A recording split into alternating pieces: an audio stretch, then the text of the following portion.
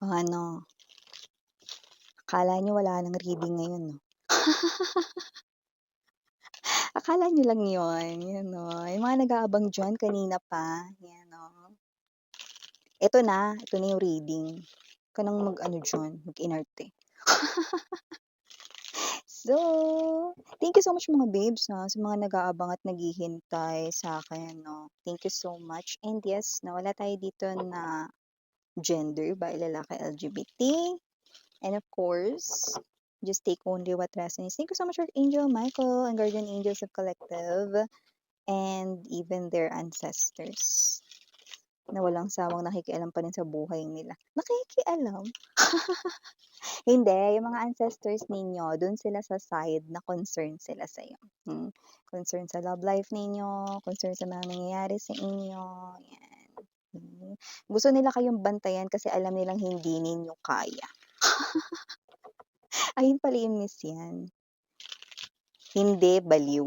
Ibig sabihin 'no, binabantayan nila kayo na ginagabayan pa rin nila kayo kahit na hindi kayo magkasama ngayon physically.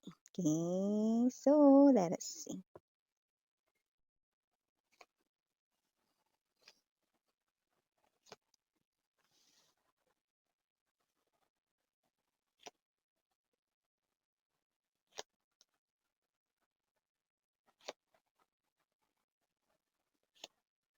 Ay, oh. Oh, 'yan 'no. Ba't ano yun miss 'yan? Oh, center ng reading ha, Two of Coins. Bottom of the deck, we have the Six of Cups now, the High Priestess, and the Knight of Cups. Ooh.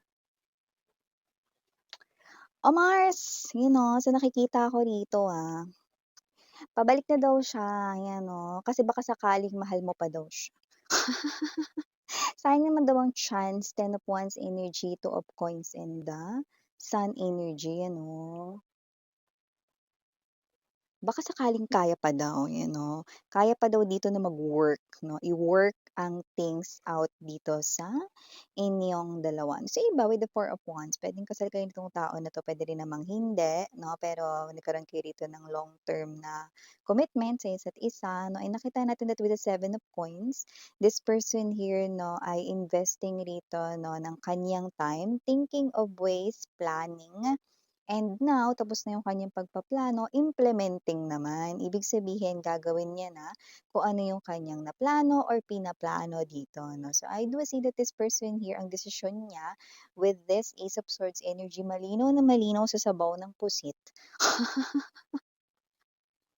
na itong person na to with the Sun card energy, no, ay gagawa na rito ng paraan, pabalik na siya sa'yo rito, B, ano, dahil itong person na 'to 'no, ay nagbabakasakali na baka nga naman, 'di ba, mahal mo pa siya. So, sayang naman kung hindi niya ito gagawin ngayon 'no, baka mahuli na yung lahat 'no, so baka matupad pa yung wish niya rito 'no. Ang dami niya ng pinagdaanan daw dito 'no, so parang mahirap na masabi rito sa kaniyang side 'no, kung siya rito ay pagbibigyan mo pa ng chance, pero dapat may gawin na ngayon, umaksyon na ngayon, baka sakali nga naman 'di ba, baka sakali nga naman na may chance pa kayo, ang taong ito ay mahal niya kayo rito 'no, and I do pick up na meron ditong nag-aabang sa kanya. At kahit na may nag-aabang dito sa kanya na iba, okey, wala na siya rong pakialam 'no. Minsan siguro na parang napukaw yung atensyon niya sa tao na yun, yung iba naman puwedeng nagtagumpay 'no, baka may third party talaga rito 'no. Yung iba naman nakita ko nagka-crush yung person mo rito doon sa tao na yun. So, meron ditong isang person na gusto siyang saluhin, taray, catch me if I'm fallen. So, itong person ninyo ay hindi magpapasolo sa tao na yon kasi kahit na yung person na yon ay minsang hinangaan ng person mo, puwedeng hindi naman na-develop ang kanyang feelings for that person 'no, and ikaw kanyang tunay na mahal 'no. And kung ito naman ang third party or naging third party talagang literal 'no, na minsan talagang napukaw nitong tao na 'to ang atensyon ng person mo, well nakita ko na parang nag-fade din yun agad, 'di ba? So, parang hindi rin na-built, yung stronger foundation sa kanilang koneksyon, okay? So, bago natin pag-usapan 'no, itong person na ito na tahasang sinasabi sa'tin 'no, na buo na daw kaniyang loob, buo na daw kanya ritong desisyon, 'yan. Ayun, nakakita ako ng isaw, 'yun 'no. Maaari may kumakain ng isaw ngayon or nagke-crave kayo ng isaw. Isaw ng baboy ha, uy ang sarap lalo na 'pag inadobo 'yan, 'di ba? Sakto yung mga ano diyan 'no, magdi-dinner pa lang. Kaso pahirapan sa palengke 'yun, 'di ba? Ba 'yan, nag-crave tuloy ako. So, yun na nga 'no, nakita natin dito na kung sino man 'tong energy na 'to, eto nga yung person rito 'no, na nagpa-process dito sa place ng, love for you, 'yan. Okay, so thank you so much new subscribers 'no, welcome. My name is Yan. Returning instant buyers, thank you sa inyong walang sawang love and support for me. Kung di mo pa knows, may main channel pa tayong The High Priestess. Link down below lang po sa ating description box. If interesado, i-click lang yan para makarating kayo there. Everyday nag-upload tayo ng collective readings for all signs to. And syempre, wala tayong gender dito bahay, lalaki, LGBT, lahat ay welcome. May possibility mag-switch ng roles. Why?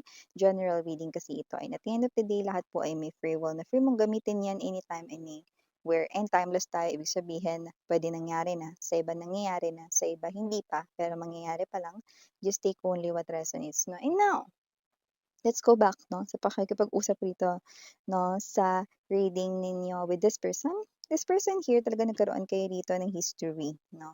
Talagang merong history na nag-holding hands kayo niyang taong ito.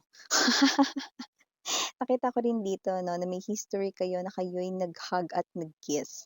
So, talagang ito talaga ay nakarelasyon mo, ano. May label, oo, may label talaga kayo, okey? Yung alam mo talaga na naging kayo. So, I do see that with the High Priestess, this person here na hindi niya pa ito sinasabi sa'yo pero nakikita natin na itong tao na 'to na ay tahimik na nagpaplano dito. Knight of Cups 'no, this is an offer right in here at ito siya 'no. Alam mo kasi this is the Everyday Witch Tarot deck and ang means of transportation dito hindi LRT, hindi bus, kundi broomstick, ayan 'no. Look at how this person here 'no, look at his or her face, 'di ba? So, para siya ditong, innocent, 'di ba? Someone here offering his or her love, so excited, 'no? Yung mga bubbles na heart shapes dito, 'no? Sabi ko sa inyo, this person ay operating from the place of love, and itong person na 'to ay ang ex-lover mo. But this person right in here 'no, ay embodying this type of sincere, pure love ngayon.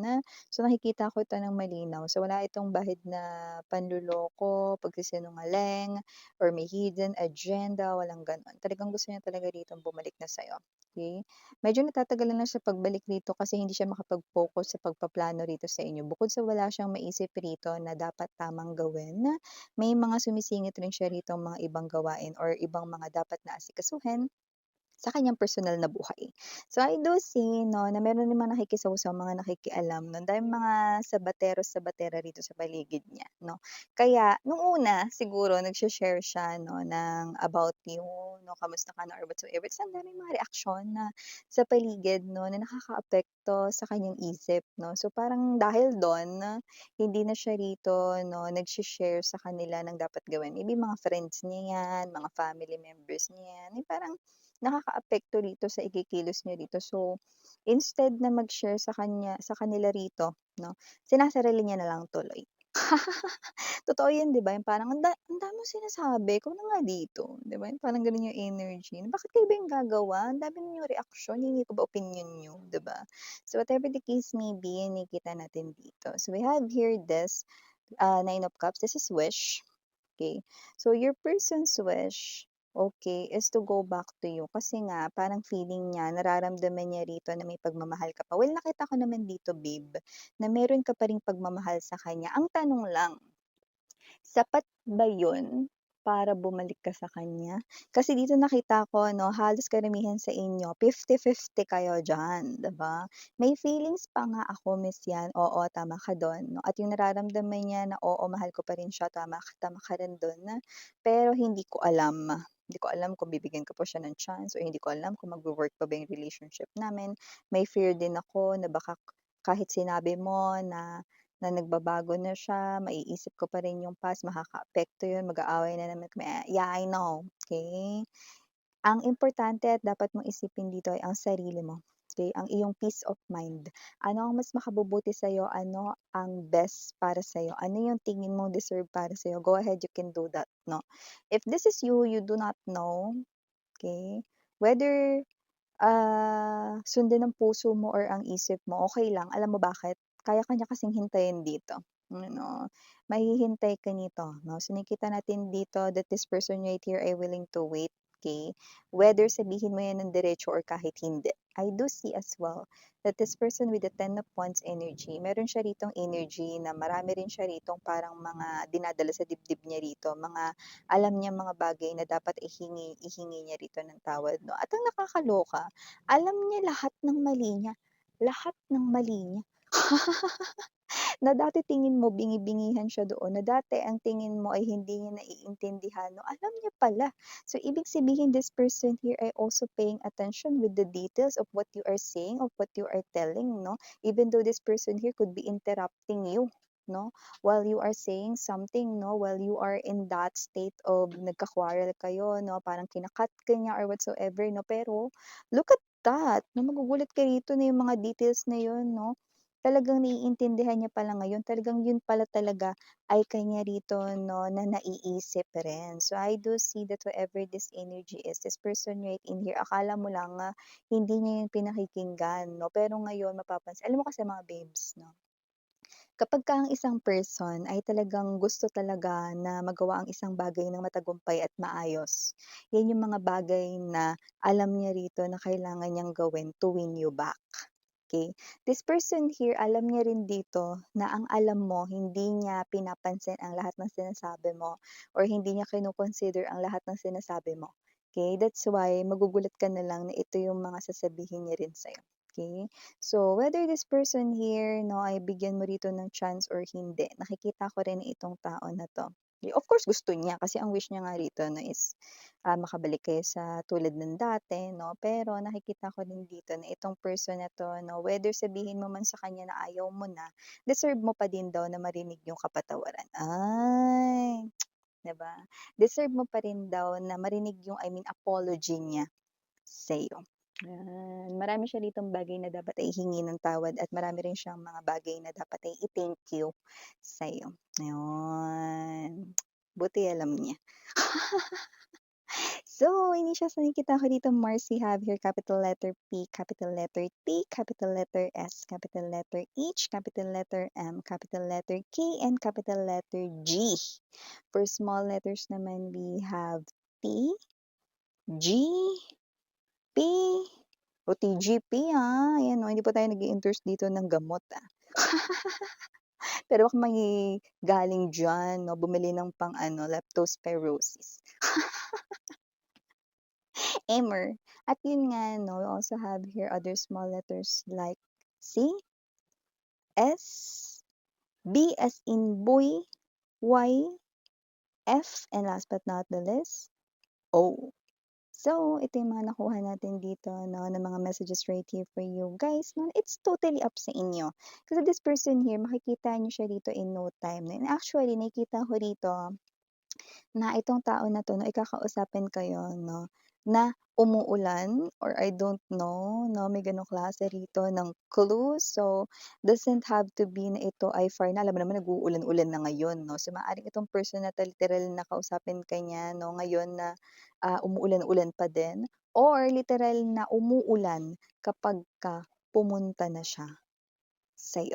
Kasado ni ito, nakapagdesisyon na siya 'no, dahil ito siya pabalik na 'no, dahil nagbabaka-sakaling baka mahal mo pa siya. Ay, may kanta palang gano'n 'no, ngayon ko lang naalala sa aking mind na yung parang, at kung sakaling mang tuluyan ng mawalay ang aking ba yun? Ano, ano yun, baka sakaling mahal mo pa ako, yun. Bahala kayo diyan. So, ito yung mga mensahe nakuha natin right here for you guys again, and Rihanna only for the girls and Yana dun na for the boys. Sarang hayo, love and light, ya, annyeong.